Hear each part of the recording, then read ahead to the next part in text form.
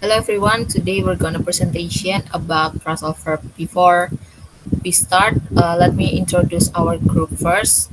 My name is Unita Dia Prasinta with the last number of NPM 180, and there is Adrian Maulana with the last number of NPM 195, and the last Jeremy Siltonga with the last number of NPM 198. First, it's the definition of a phrasal verb. The Oxford Learned Dictionary defines a phrasal verb as a verb combined with an adverb or a position, or sometimes both, to give a new meaning. For example, going for, win over, and see to. And there is type of phrasal verbs. Phrasal verbs can be divided into four main types, or rather two main categories based on how they behave when used in sentence. They are transitive phrasal verbs, intransitive phrasal verbs, separable phrasal verbs, inseparable phrasal verbs. The meaning of phrasal verbs itself is like a phrase that consists of a verb with a preposition or adverb or both, the meaning of which is different from the meaning of its separate parts. The phrasal verbs, it's first is the first verb and preposition. It's like look and for, and then number two is verb plus adverb, look and back, and then verb, adverb, and preposition, look, forward, and to. Parasal form from a single word verb. Single word verb, for example, the word is look. You must look before a leap. The definition of look in here is a direct your eyes in a certain direction. And next, verb plus adverb. The word is look up. In example, you can look up the word in a dictionary. Definition of look up in here was a search for a find information in a reference. And the next,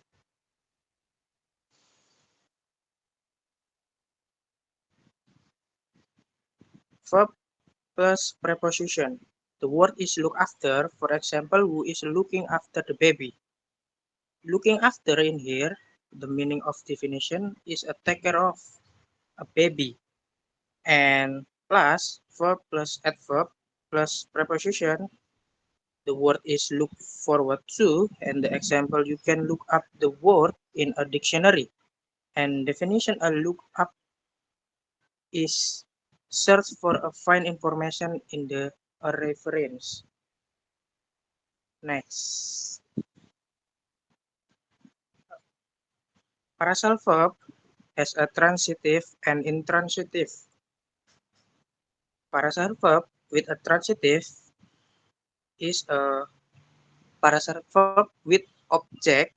For example, I look up the word in the dictionary, or she is looking for her book. And intransitive is there are no object in here. For example, her name came up in the conversation, or what time do you get up in the morning?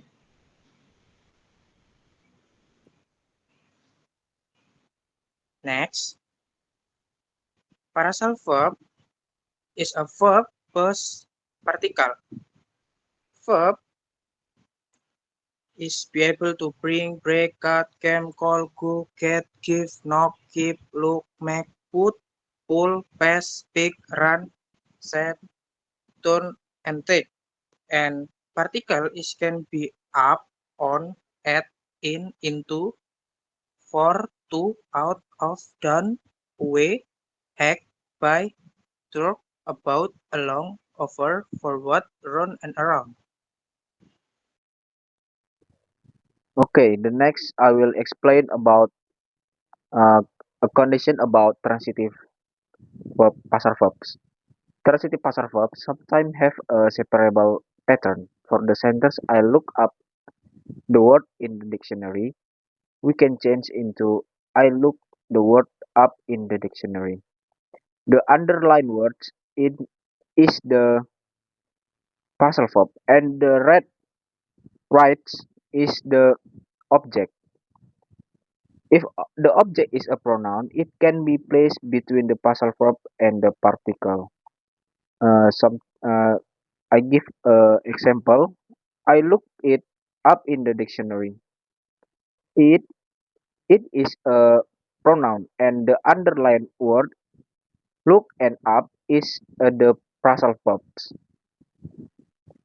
There are also times when transitive phrasal verbs are inseparable. The object cannot be placed between verb and the particle even though it's a pronoun. For the sentence she is looking for her book, we cannot change to she looking her book for, or we can change to she is looking it for. There are also transitive phrasal verbs that are permanently separated. The example, you should go, you should do your homework over, and I have a lot of work on. Next slide. The next I will explain about the meaning of phrasal verb. Phrasal verb also have literal, semi-literal, and non-literal meanings. For the example of literal, she looked up the plane. The word look up here is in accordance with the basic meaning, namely look, if the Indonesian mean is melihat, and up in Indonesian means is atas. So she just looked up and saw a plane in the air. An example that has a semi-literal meaning, he ate up the cake.